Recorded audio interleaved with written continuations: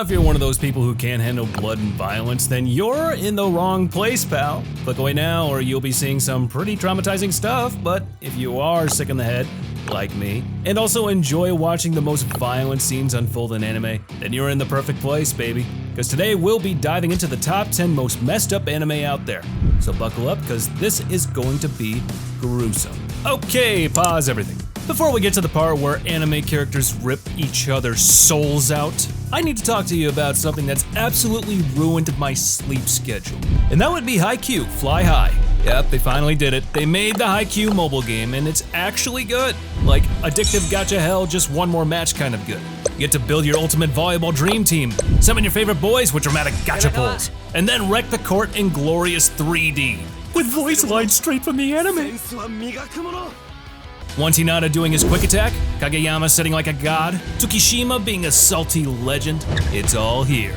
And guess what? Just for logging in, you'll unlock Kei Tsukishima as one of 3 free SSR players, plus diamonds, recruit tickets, and more launch rewards than you can spike a ball at. So yeah, it's technically not a horror anime, but the way I screamed after pulling Ushijima, honestly, close enough. Hit the link in the description, download Haikyuu Fly High now, and go full Karasuno mode. You've waited years for this, don't be that person who finds out late and regrets everything! Alright, now that we got you all warmed up with volleyball adrenaline, let's get back to your regularly scheduled programming. But before I start, I want to make something clear. In these sorts of videos, I rank these anime based on how good they are, not how dark or brutal they are. So the anime in the number 10 spot might be more brutal than the anime in the top spot. I need to clarify this because in the last list I made about dark anime, the number of people crying in the comments was actually insane. So now that that's out of the way, it's out of the way. Let's get started. To start off, we have Pupa. Now this is the kind of anime that makes you pause mid-episode and ask yourself, am I okay?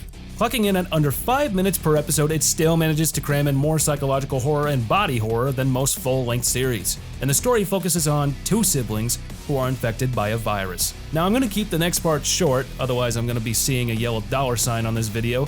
So one of the siblings transforms into a flesh-eating monster, and the other in the most disturbing act of brotherly love imaginable. Lets her eat him over and over again to keep her sane. That's not poetic, that's something you'll remember in your nightmares. It's gruesome, it's visceral, and relentlessly bleak. The art direction goes full on abstract gore with mangled bodies, sickly reds, and the kind of sound design that makes your skin crawl. There's barely any dialogue, no real character development, just a mounting sense of dread. The story hints at some pretty disturbing stuff too, but it never unpacks any of it. It just shows it, like a punch in the face that ends. School Days, but even though all that sounds great, the anime really lacks a punch in its execution.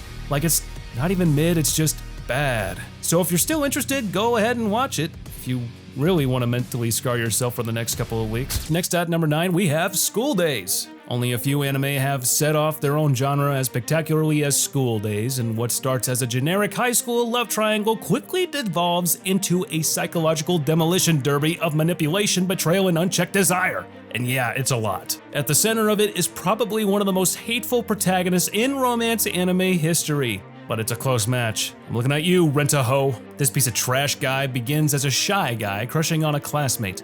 And by episode 4, well, he's sleeping around. By episode 10, he's emotionally destroying nearly every girl he touches. His arc isn't about learning or redemption, it's about descent. Every bad choice leads to a worse one, and the show wants you to watch him spiral. It's not subtle either. It wants you to feel gross, and then the ending happens. Without spoiling the final scene, it earns its dishonor. It's violent, sudden, and inevitable, and somehow satisfying. Because by that point, you're not rooting for anyone to win, you just want everything to just stop. So if you're in the mood to watch something disturbing, give this show a try. It's gonna be a memory that you will never forget, that's for sure. But don't expect too much, you'll be disappointed. It's a memory that you'll never forget, that's for damn sure. Then at number 8, we have 11 Eyes. At first glance, this series looks like your typical supernatural action horror anime. A group of high school students is suddenly transported into a nightmarish dimension called the Red Night, where crimson skies, demon knights, and flesh-melting abominations roam freely. Sounds like edgy Fate-Stay Night, right? Nope, it's worse, and not just in tone, but in how casually the show dives headfirst into mental breakdowns, brutal deaths, and psychological torment, all under the illusion that it's just another school battle anime. The main character starts off cold-blooded and seemingly composed, but it's clear early on that he's barely keeping it together. Haunted by the suicide of his sister and the burden of a mysterious power in his eye, he gets swept into a cursed world that feeds on emotional damage. The Red Knight isn't just a battlefield, it's a trauma loop. Every character pulled into it has some form of emotional baggage, guilt, loss, trauma, or repressed pain. And the more they fight, the more those wounds are dragged to the surface. You think it's setting up a hero's journey? Instead, it systematically rips through the cast. So it's a really dark and interesting story. It's just the anime lacks the execution to actually turn this into a good show. Still, if you're in the mood to watch something really dark and chaotic, well, this one's gonna be for you for sure. And after that, at number 7, we have Yosuga no Sora. There's no getting around to it. This show is infamous for crossing lines most anime wouldn't even look at. It's structured like a visual novel adaptation with different romantic routes explored per arc. That's fairly standard, but what isn't standard is where those routes go. Siblings being a little bit too intimate, trauma bonding, and emotional manipulation wrapped in a soft, lit, melancholic filter. And the protagonist is already dealing with the death of his parents and a move back to his childhood home, but instead of a gentle coming-of-age story, the show dives headfirst into the taboo territory. The romantic arcs are already loaded with characters dealing with guilt, repression, and shame, but the final route, where the main character and his twin sister enter a not-so-decent relationship, is where the show completely unhinges. So go give this a try and then throw yourself into the ocean, cause good grief. And next up at number 6, we have Scum's Wish. Now the title is a bit misleading, but the show is actually a romantic drama taken to its most emotionally raw and destructive form. It follows two high schoolers who are deeply attracted to other people, their respective teachers, but settle into a fake relationship to satisfy their loneliness. What unfolds isn't cute or lighthearted or even healing. It's a slow unraveling of two people using each other as emotional aids while lying to themselves and everyone around them. This isn't a show about love, it's about the illusion of it, about how desire, obsession, and insecurity can distort what intimacy looks like. Everyone in Scum's Wish is broken in some way. They want something they can't have, and in trying to fill that void, they end up hurting themselves and others. The series doesn't flinch, it doesn't romanticize, it just lets the characters spiral. So, not the most gruesome show on the list, but after you watch it, the only thing you'll feel is a disgusting amount of uneasiness. So watch it only when you're prepared. Then at number 5, we have Kodomo no Jikan. Let's be clear up front, this is probably one of the most controversial anime ever made.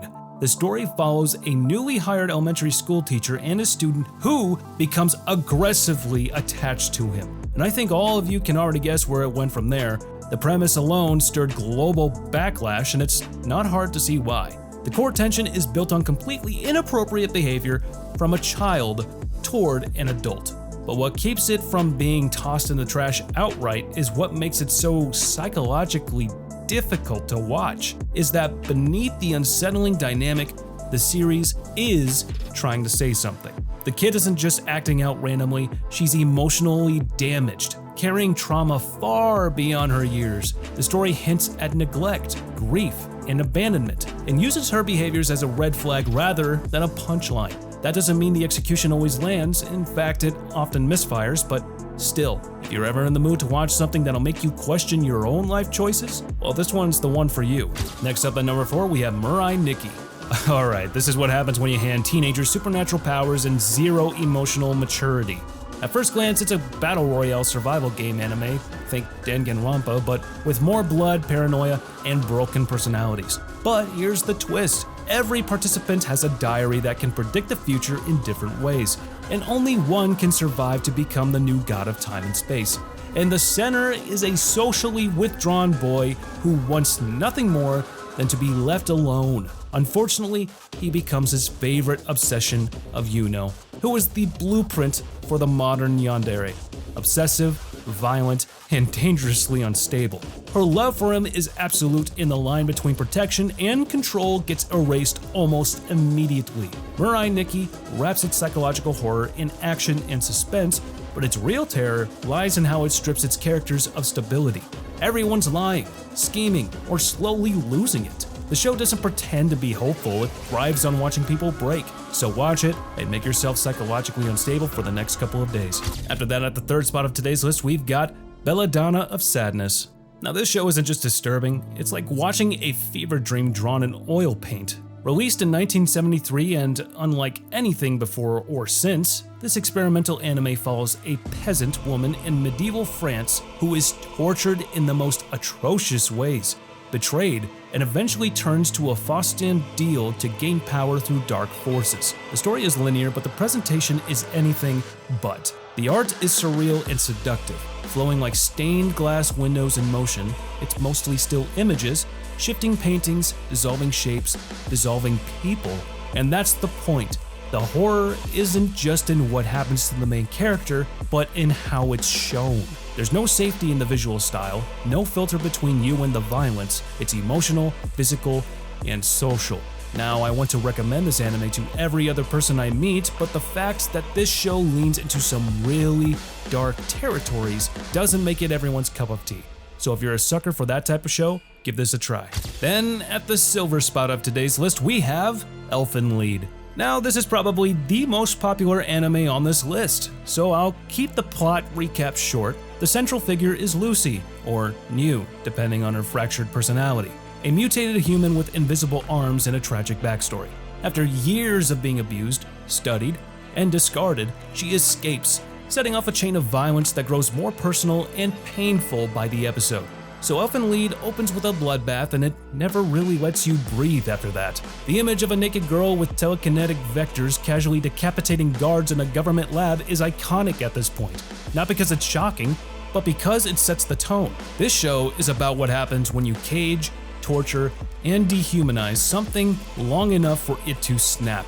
But this show isn't just about gore. The gore is symbolic. Every death, every lost limb, every scream is a symptom of what trauma does when it festers without resolution. You don't finish Elfen Lied feeling empowered, you finish it feeling haunted. So if you're in for that, this show is the one for you. But at the top spot of today's list, we have Hell Girl. Now I'm gonna say this up front, if you're looking for shows with fast-paced action and eye-catching animation, this isn't the one for you. Go and watch Solo Leveling if that's the kind of stuff you're looking for. So this anime is a low, slow burn horror that takes its time in investing you to the story. On the surface, the concept is simple. If someone has wronged you badly enough, you can visit a mysterious website at midnight, type in their name, and the Hell Girl will send them straight to hell. But this isn't free, because in return, your own soul is damned as well. It's poetic justice with a catch, and it's devastating. What makes Hell Girl so disturbing is its consistency. Each episode is a self-contained moral parable, usually featuring someone being tormented, abused, or driven to desperation. And in almost every case, the victim takes the deal. The vengeance feels justified, but that's the trap. The show doesn't let you feel good about the revenge. It shows you the cost every time. There's no gore, no jump scares, no monsters. The true terror is emotional. Watching people fall apart, making an irreversible decision, and sealing their fates out of pure hopelessness. So, watch it, but be ready for the most top-tier emotional despair. And that's the list for today, guys. If you made it this far, please be sure to comment down below on which anime you think should have been on this list. And also, if you've been here a while but aren't subscribed to the channel, what are you doing? Subscribe and press that bell icon and set us all to be notified about all our latest new videos. And hey, if you liked the video, click that thumbs up button. And as for now, I'll catch you later. See you in the next one.